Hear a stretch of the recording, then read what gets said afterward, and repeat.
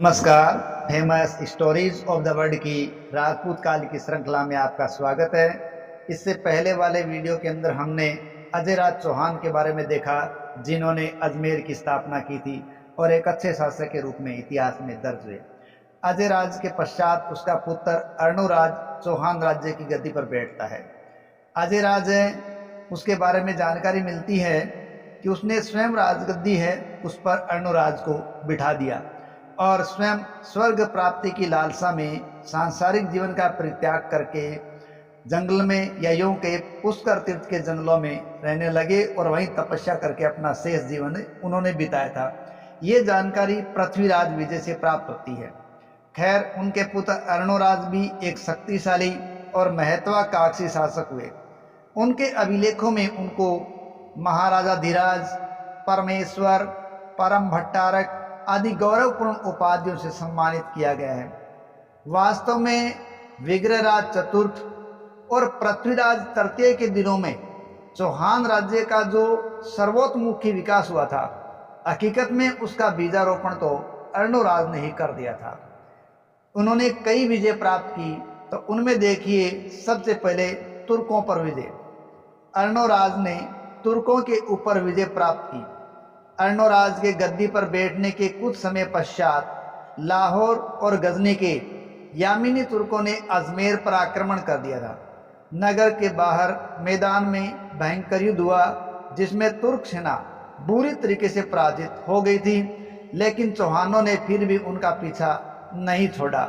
बहुत से मुसलमान सैनिक अपने भारी कवच के कारण बोझ से थककर और जल रहित मरुस्थल में प्यास से ही मर गए थे।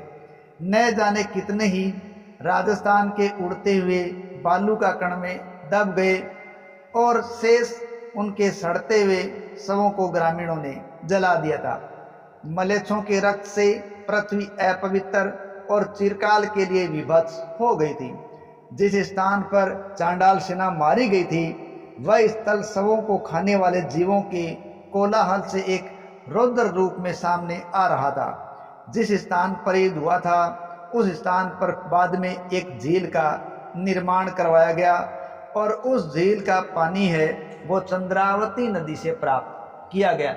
इसका कारण ये था कि अर्णोराज मानते थे कि इससे मुसलमान के रक्त धब्बे धुल जाएंगे, तो उन रक्त से लाल हुई जमीन को उन्होंने चंद्रावती नदी से पानी लाकर धोया और झील बनाई, और वही झील आज अजमेर में अन्ना सागर के रूप में प्रसिद्ध है। अजमेर संग्रहालय से प्राप्त होने वाली चौहानों की एक प्रशस्ति में तो यहाँ तक कहा गया है कि मारे हुए तुर्कों के रक्त से लाल हो जाने अजमेर की भूमि ने अपने स्वामी का विजय उत्सव मनाने के लिए मानो गहरे लाल रंग के कपड़े पहन लिए थे। इस युद्ध में अर्णोराज को तुर्कों के बहुत से घोड़े और अन्य सामान है वो प्राप्त हुए थे। इसके पश्चात अर्णोराज का संघर्ष हुआ था नरवर्मा से। अर्णोराज के समय परमारों की शक्ति काफी कमजोर हो चुकी थी और अर्णोराज एक साम्राज्यवादी व्यक्ति थे। उन्होंने इस स्थिति का लाभ उठाया और अर्णोराज ने नरवर्मा पर आक्रमण कर दिया। नरवर्मा इस आक्रमण में हार गए और अर्णोराज उनकी प्रसिद्धि फैल गई। इस कथन की और घटना की पुष्टि बिजोलिया अभिलेख से भी होती है, क्योंकि अर्णोराज ने सैनिकों ने हारे हुए लोगों की सेना के हाथियों पर जबरदस्ती अधिकार भी कर लिया था। नेक्स्ट उन्होंने मद्र और वाहिक देश की विजय भी की थी। डॉक्टर दशरथ शर्मा के अनुसार अर्णोराज ने पूर्वी पंजाब में मद्र और वाहिक देश अर्थात सिंध की विजय भी की थी। इस संबंध में कहते हैं कि अर्णोराज के सैनिकों ने यमुना नदी का पानी गंदला कर दिया और हरितानक देश की स्त्रियों के आंसू बहाए। इस प्रकार चौहान सेनाओं ने तोमरों के राज्य क्षेत्र हरितानक पर भी आक्रमण करके कुछ सफलता प्राप्त कर ली थी। बिजोलिया अभिलेख में अर्णोराज द्वारा कुशवारण देश की विजय का भी उल्लेख किया गया है। अब आता है चालुक्यों से चौहानों का संघर्ष।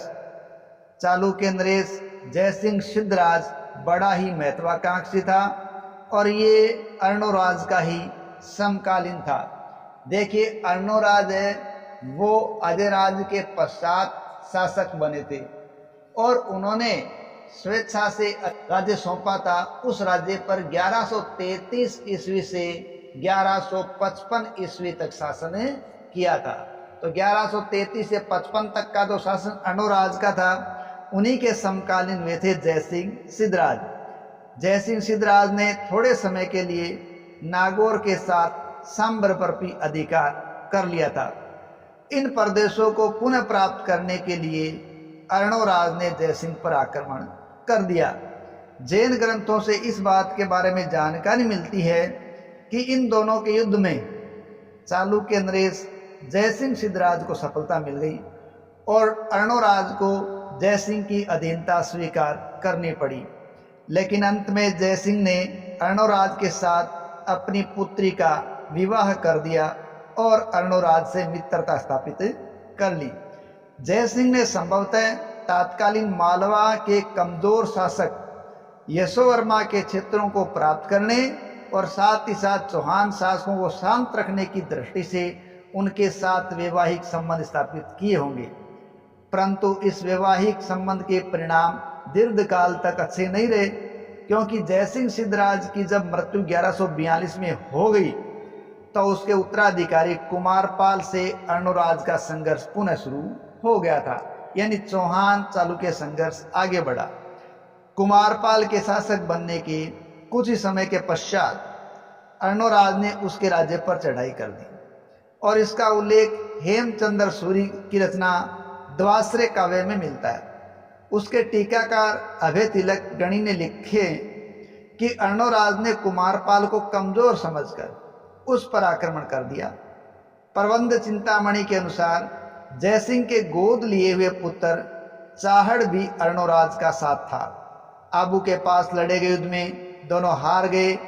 जैन ग्रंथों से पता चलता है कि अर्णोराज ने इस अवसर पर कुमारपाल के विरुद्ध अनेक राजाओं का एक समूह भी बना लिया था, संघ भी बना लिया था। इसमें मालवराज वल्लाल भी शामिल था। उन दोनों ने उत्तर और दक्षिण की दिशाओं से गुजरात पर एक साथ ही आक्रमण करने की योजना बना ली थी। लेकिन लक्ष्मीकांत कहते हैं कि अर्णोराज ने गुजरात पर इसलिए आक्रमण किया कि अर्णोराज समझते थे कि कुमारपाल जयसिंह सिद्धराज की अपेक्षा निर्बल और एक कमजोर शासक है और उनको सफलतापूर्वक हटाया जा सकता है। दूसरा, अर्णोराज ये मानते थे कि चाहड़ नामक एक राजकुमार है जिसको जयसिंह सिद्धराज अपना पुत्र मानते थे। अधिकांश कुलीनों के साथ वो अर्णोराज से मिल गया था। स्पष्ट है कि अर्णोराज की महत्वाकांक्षा चालुक्य सिंहासन के लिए उत्तराधिकार का झगड़ा इस युद्ध का एक कारण बना था। खैर, जो भी हो, आबू पर्वत के पास किसी स्थान पर चौहानों और चालुक्यों के मध्य युद्ध शुरू हो गया और इस युद्ध में अंत में अर्णोराज को हारना पड़ा। अर्णोराज ने अपनी पराजय भुलाई नहीं जा सकी और कदाचित 5-6 वर्षों के भीतर ही विक्रम संवत 1207 में उसने कुमारपाल पर आक्रमण कर दिया। और इस युद्ध के कारणों पर भी जानकारी देते हुए राजेश शेखर लिखते हैं कि अर्णोराज ने शतरंज खेलते समय एक चाल पर कहा सुनी के बाद रानी देवल देवी का अनादर कर दिया, उनको लात मार दी। इस पर नाराज होकर देवल देवी ने अपने भाई कुमारपाल से इसकी शिकायत कर दी थी और अर्णोराज से बदला लेने के लिए उन्होंने अपने भाई को कहा और इसी कारण दोनों के अंदर युद्ध छिड़ गया था। लेकिन ये बात सही प्रतीत नहीं होती, क्योंकि देवल देवी नाम की तो उसकी कोई बहन ही नहीं थी जिसका विवाह अर्णोराज से हुआ हो। हेमचंद्र, जिसका संबंध कुमारपाल से बहुत घनिष्ठ था, वो कहते हैं कि इस युद्ध का कारण राजनीति था। जयसिंह के बाद होने वाले आंतरिक बखेड़ों से लाभ उठाने के अभिप्राय से अर्णोराज ने चालुक्यों की राजनीति में भाग लिया था, जिससे कुमारपाल को भी अर्णोराज के विरुद्ध युद्ध की घोषणा करनी पड़ी और इसमें कोई अलग संशय की बात भी नहीं थी। इस युद्ध के बारे में लक्ष्मीकांत मालवीय कहते हैं कि युद्ध में चाहड़ पकड़ा गया और अर्णोराज आहत होकर अचेत होकर गिर पड़ा। उसकी सेना उसको लेकर मैदान से भाग गई। उसकी सेना की भारी पराजय हुई, जिसके फलस्वरूप उसे अपनी पुत्री झल्लण का विवाह चालुक्य सम्राट कुमारपाल के साथ करना पड़ा और दहेज में बहुसंख्यक घोड़े और हाथी उसको देने पड़े थे। चालुक्यों के साथ हुए युद्धों में अर्णोराज को विशेष हानि तो नहीं हुई, क्योंकि उसने अपने क्षेत्र को वैसे ही रखा, उसे राज्य की भूमि छोड़नी भी नहीं पड़ी। और इस बात का प्रमाण है कि उसकी शक्ति और सत्ता को शत्रुदल मानता था। लेकिन इन क्षेत्रों में कुमारपाल की धाक राजस्थान के क्षेत्रों में जम चुकी थी। अर्णोराज की सबसे बड़ी उपलब्धि तो ये थी कि उसने पुष्कर और अजमेर पर आक्रमण करने वाले तुर्कों को पराजित कर दिया था और सपादलक्ष की ही रक्षा नहीं की, अपितु एक मजबूत दीवार की तरह गुजरात और दक्षिणी प्रदेशों को भी 20 वर्षों तक मुसलमानों के आक्रमण से सुरक्षित रखा था। अर्णोराज एक शैव धर्मावलंबी था, लेकिन वो अन्य धर्मावलंबियों के प्रति भी सहिष्णुता की भावना रखता था। उसने अजमेर में खतरगच्छ के अनुयायियों के लिए भूमि दान दिया और पुष्कर में वराह मंदिर का निर्माण भी करवाया था। देवबोध और धर्मघोष उसके समय के प्रकांड विद्वान थे, जिनको उसने सम्मानित भी किया था। वैसे तो चालुक्यों की पराजय से उसको कुछ विशेष क्षति नहीं हुई, लेकिन फिर भी गजनवियों को पराजित करके उसने अपने आप को साबित कर दिया था और अपने वंश के प्रभुत्व को उसने कभी भी घटने नहीं दिया था। लेकिन ऐसे खातिमान देश प्रेमी शासक को भी अंतिम समय में बड़ी मुश्किल का सामना करना पड़ा और हुआ ऐसा कि उसके ही बड़े लड़के जगदेव ने उसकी हत्या कर दी। इस प्रकार अर्णोराज अपने बड़े पुत्र के हाथों 1155 ईस्वी के अंदर मारा गया और चौहान सत्ता में एक योग्य शासक है, वो काल का ग्रास बन गया। अगले पार्ट में देखेंगे अर्णोराज के पुत्र विग्रहराज चतुर्थ का सिंहासनारोहण और उसकी उपलब्धियां। तब तक के लिए जय हिंद, जय भारत।